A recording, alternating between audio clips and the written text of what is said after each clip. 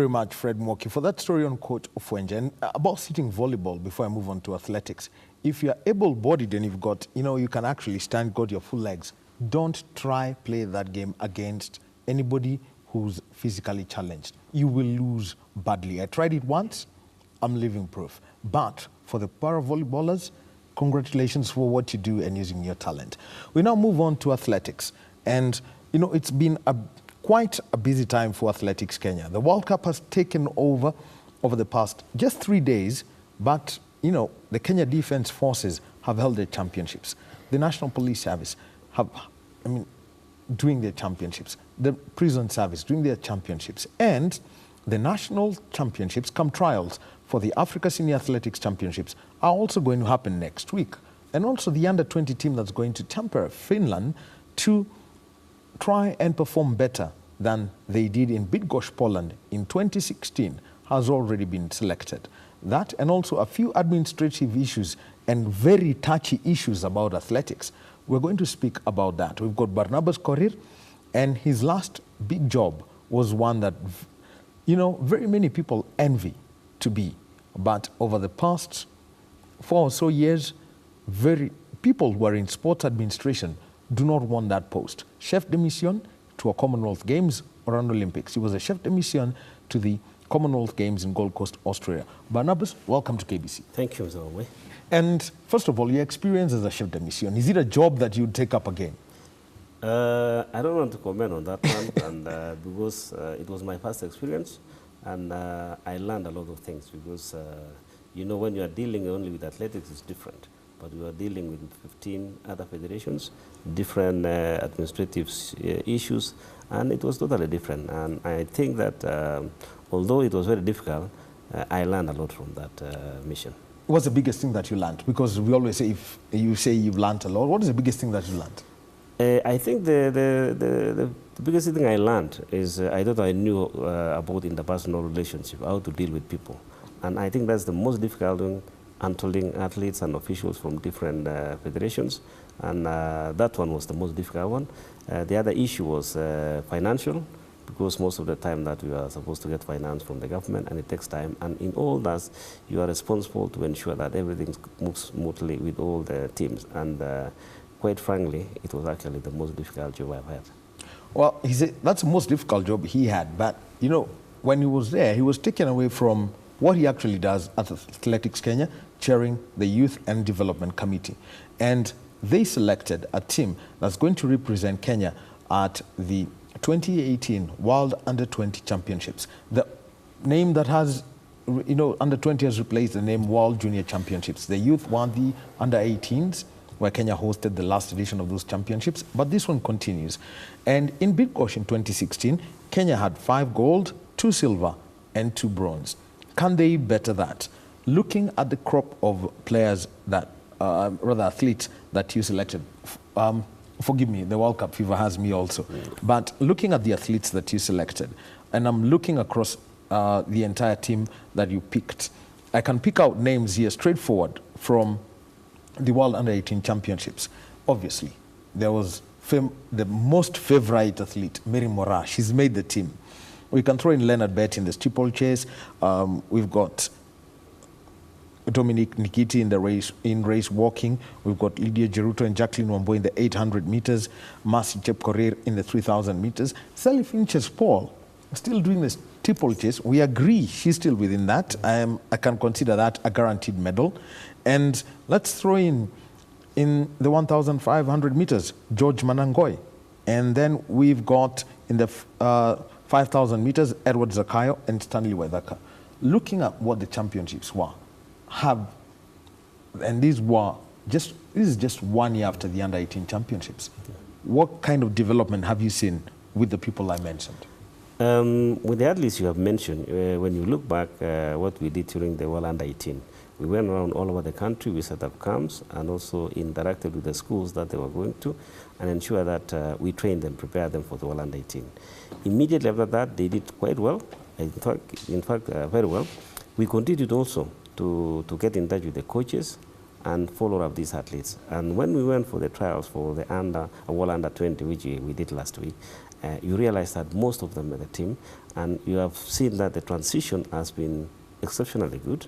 You have the legs of Sakayo, Stanley Waithaka. We have, of course, Mora. We have Jacqueline Wambui in 800 meters. We have Soket, although Soket did not make the World Under 18 as he was a bit older at that time. He has run 332 in 1500, of course, with Manangoi. So this team, I can tell you, is that if all remains the same, I think we are going to do quite well. Although you never know what can happen in the future, but then at the moment, I can assure you that this is one of the strongest teams we have had as World Under 20. I mean, at the Under 20 championships, basically this is somewhere in between the youth and the seniors. Mary Mora is the one athlete we haven't seen feature elsewhere. How much work have you given to her? Because she captured the hearts of Kenyans. We can't take that away from her, especially when she took her ankle leg when they were doing the heats for the mixed relay.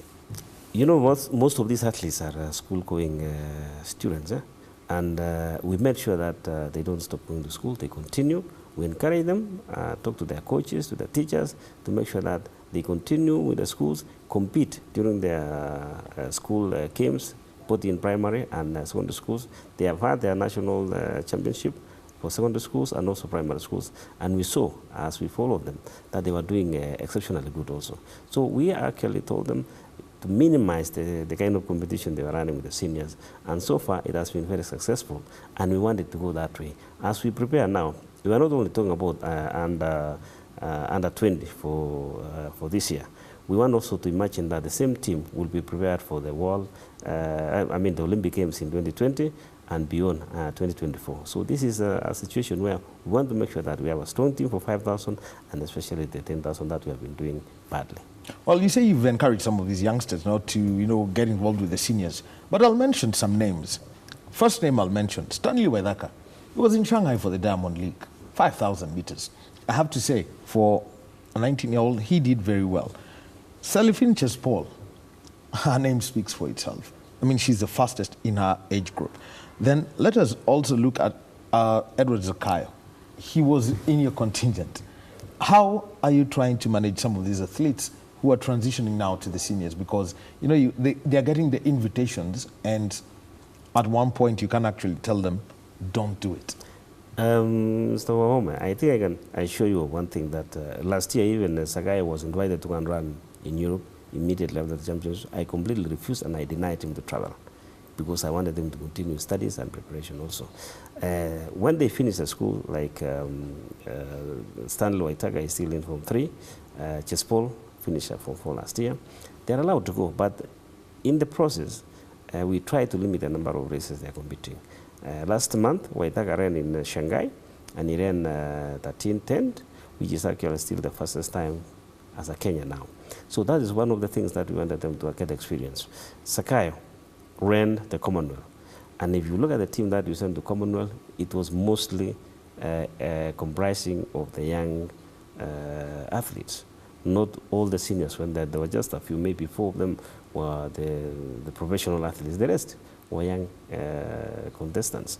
So in a way, we are trying to make sure that the transition from youth to junior to senior is controlled so that they have longevity. They can stay longer in track and field. But of course, we have a problem with when they want to make money, then sometimes it's difficult also. One event that's missing here, the 400-meter hurdles. I mean, we had Saruni last year. He was the captain of the under-18 team, but I mean, he had the lane violation, but he had won his heat.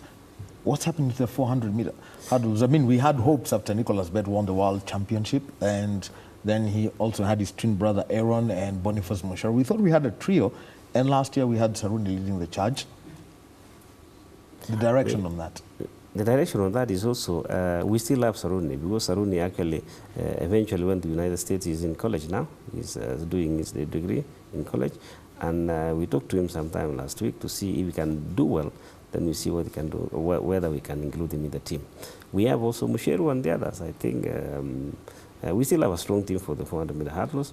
But of course, the preparation for Saruni joining the university is also an advantage for the country. And I'm sure that in the future now, like the World Championship next year, is going to compete for the country, and eventually maybe you can continue improving the Olympics in 2020. So we still have hope, and as we move ahead, Kenya still has a lot of talent. The only thing we need to do is to make sure that we control and guide the athletes in a way that they can do well in the future. We also try to advise them to make sure that they listen to their coaches, they listen to administrators also from Athletes Kenya, so that they can stay longer in the track, and eventually maybe if they want to run even in the road races, they have competed for the country, they have met their names so that they can earn more money. All right, let me just go through the medals from the championships in Big Gosh in 2016. 800 meters went with Kipyegon Bet. Can Kenya retain that? Yes, there is a high possibility that we are going to make that one. All right. Yes. Kumari Taki, he won gold in the 1,500 meters, and Anthony Kipto took the bronze in that medal. But there is a young man known as Jakob Ingebrigtsen, the youngest man to ever run a mile in under 4 minutes. Now, can George Manangoi actually do that? Yes, I can assure you one thing, that if you see Soket the way he ran, he has the fastest time so far for the youth. He has run 3:32. Yes. So if you compare that one with the under 4 mile, the equivalent you cannot compare, because the 3:32 is very fast. Manangoi also is improving now, and like his brother, I think he's going to do extremely well. So I think we'll go 1-2.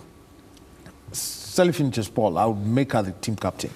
Will she retain her title? Is she unbeatable in that distance?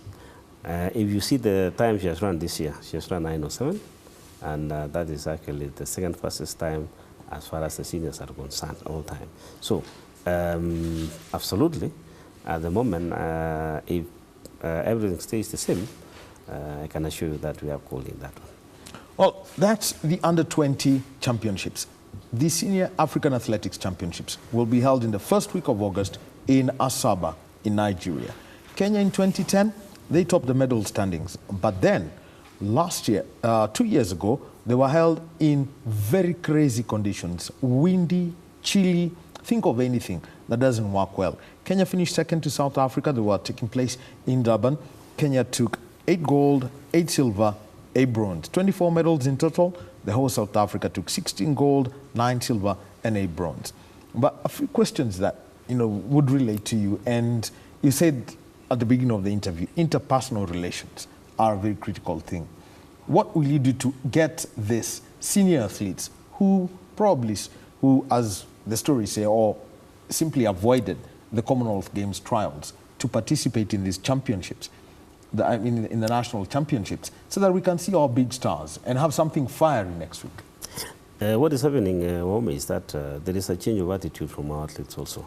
That is affected by the fact that internationally, the competition is also changing in Europe. If you see some of the diamond races, you find that there are very few Kenyan athletes or African athletes competing.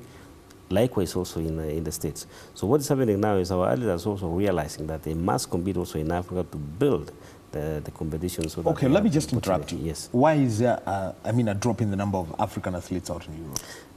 Absolutely. When we have so many athletes from one country like Kenya now competing and winning from 1 to number 10, and absolutely denying the chances from those countries, of course, you will have that feeling that maybe you should limit the number of athletes. This is something that had happened before also, not only in the road races, but also in the track. There was an issue that happened about 5 years ago. They wanted to make sure that every country that gives out the athletes, they have only 3 athletes from each country.